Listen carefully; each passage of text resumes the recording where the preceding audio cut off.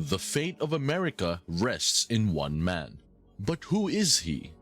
Today, we're diving into the fascinating life and legacy of J.P. Morgan, one of the most influential figures in the world of finance and business.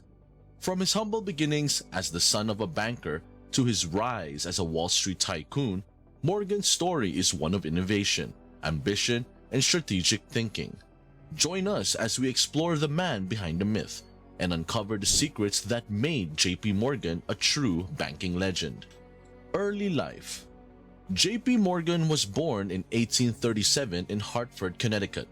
His father, Junius Spencer Morgan, was a successful banker and financier, giving J.P. Morgan early finance exposure. Morgan's family was well-to-do and his childhood was privileged. In 1852, at the age of 15, Morgan moved with his family to Europe, where he attended school in Switzerland, Germany, and France.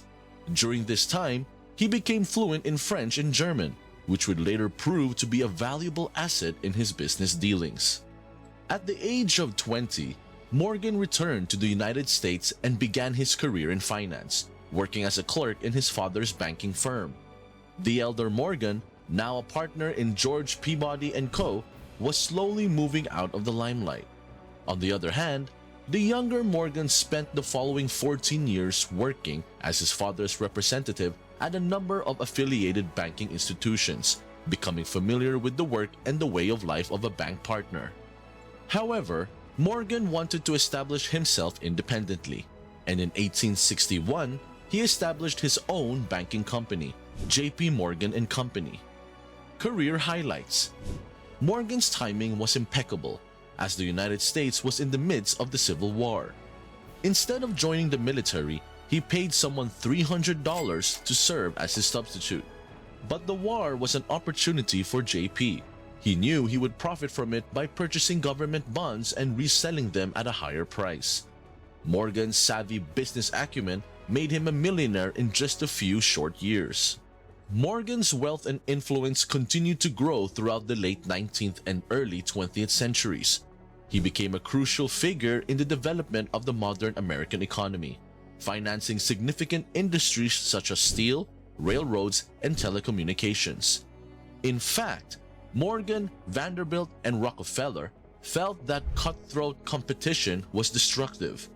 They thought that a merging of companies could lessen competition while boosting efficiency. Morgan encouraged the creation of trusts and mergers inside businesses where he perceived disastrous competition using his personal influence and name.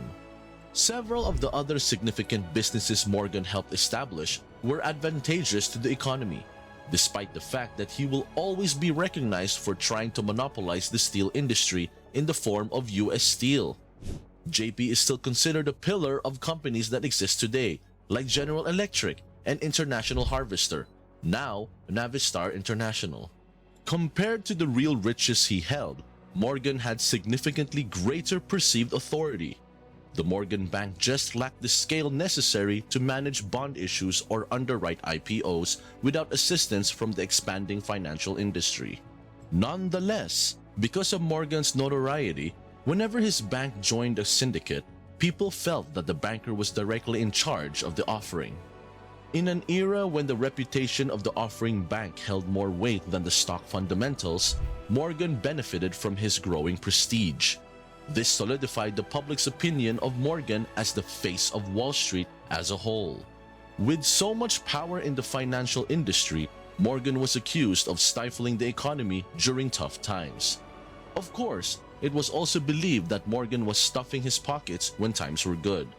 So basically, you can never be right in the money business. One of the most significant American crises is just about to start. But before that, subscribe to the channel by clicking the red button. Click the notification bell so you'd be notified whenever we release a new video. The Panic of 1907. Around the start of the 1900s, Morgan was almost equally despised and respected. But in 1907, he revealed his plan and gave the public and the government something to be afraid of. The New York Stock Exchange started to decline on March 25, 1907, as a result of an unprecedented wave of panic selling. Although this strange occurrence quickly went away, it let the financial community know something wasn't quite right with the exchange. The abnormalities grew through the summer and into the fall, and Morgan was already 70 years old, semi-retired, and away on vacation. By October 1907, it was evident that a crisis was developing. Morgan left for New York on October 19 in an effort to stop the impending financial collapse. Using his extensive network, Morgan gathered everyone who was savvy in the US economy. Even the US Treasury contributed $25 million to Morgan's initiatives to boost liquidity and maintain market stability. No till closed because Morgan's office sent people to exchange and banks, and the rate at which money could be withdrawn from the system was slowed. People were doing everything they could to limit the panic. Religious leaders were urged to preach serenity in their sermons. Business executives and bankers were all trapped in Morgan's library, and money counters were told to double count slowly. Morgan compelled everyone to accept a plan. In essence, they would generate money to support the financial system, just like the federal government currently does in comparable circumstances. The alarm faded after the president gave his consent to this proposal.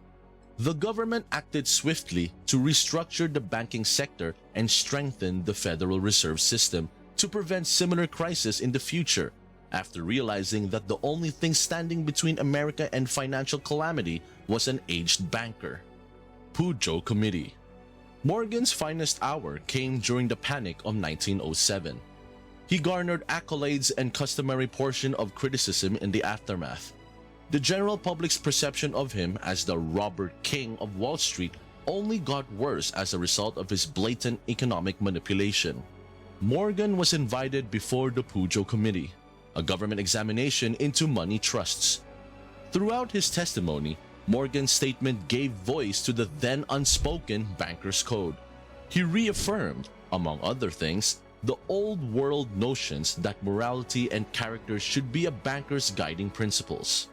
Whether or not this was a good premise, it soon became apparent that a gentleman's agreement amongst the major Wall Street banks controlled a significant portion of the country's credit. After the hearings, Morgan's started to deteriorate. But with his decline, Wall Street's era of baronial domination, or gentleman's business as his critics put it, came to an end. Philanthropy. Despite his reputation as a ruthless businessman, Morgan was also a major philanthropist.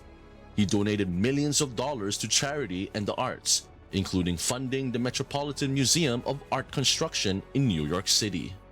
Legacy.